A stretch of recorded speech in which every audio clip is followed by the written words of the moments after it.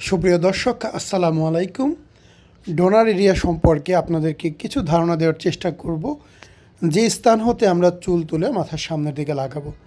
দেখতে পাচ্ছেন আমাদের এই পেশেন্টের বলনেস কিন্তু খুব বেশি, 6 or 7 গ্রেড বলনেস মাথার পেছন পর্যন্ত চলে এসেছে। সেই কারণে ডোনার এরিয়া কিন্তু যথেষ্ট দুর্বল এবং ছোট হয়ে এসেছে।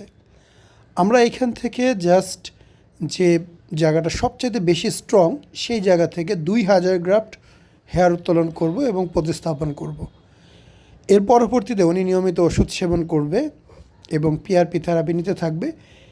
তখন যদি আমরা ডোনারটা স্ট্রং দেখি, আমরা হয়তো আর এক সেশনে আরও 2000 হেয়ার নিতে পারবো।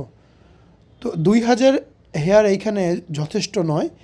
যে অংশটুকু ধরা হয়েছে এখানে 3500 থেকে 4000 গ্রাফটের প্রয়োজন। তবে পেশেন্টের ডোনার এত বেশি স্ট্রং না হয়, আমরা 2000 দিয়েই এরিয়াটুকু কাভার করার চেষ্টা করছি।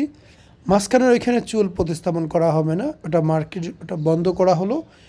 যে অংশটুকু দেখতে পাচ্ছেন সেই সব জায়গাতে চুল প্রতিস্থাপন করা হবে। এটা মূলত ডোনার এরিয়া। এইখান থেকে আমরা চুলগুলো তুলে নিয়ে আসবো এবং মাথার সামনের দিকে স্থাপন করব। এই বিষয়ে আপনাদের আরও কিছু জানার থাকলে অবশ্যই আমাকে হোয়াটসঅ্যাপ বা ইমোতে SMS করতে পারেন। যে কোনো পরামর্শের জন্য আমার সাথে সরাসরি যোগাযোগ করতে পারেন। ধন্যবাদ।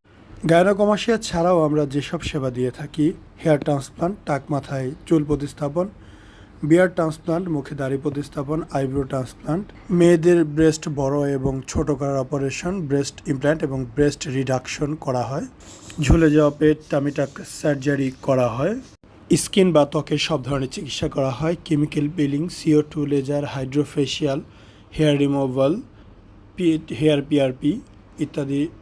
ছেলেদের পুরুষাঙ্গ বড় এবং মোটা করার জন্য পিশট এবং ফ্যাট গ্রাফটিং করা হয়।